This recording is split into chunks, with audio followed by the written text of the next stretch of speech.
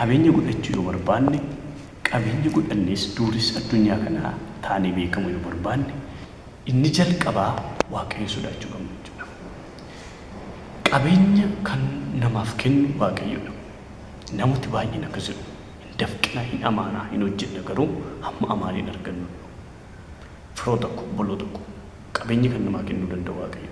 Yeroo akkas jennu immoo hojjechuu isaa ta'a jechuu koomti jechuu keenyas miti. Hojii hojjechuu qabdu waaqayyo immoo waan isin hojjettan yoo isin eebbise dureessa addunyaa kana ta'uu hin danda'ama jechuudha.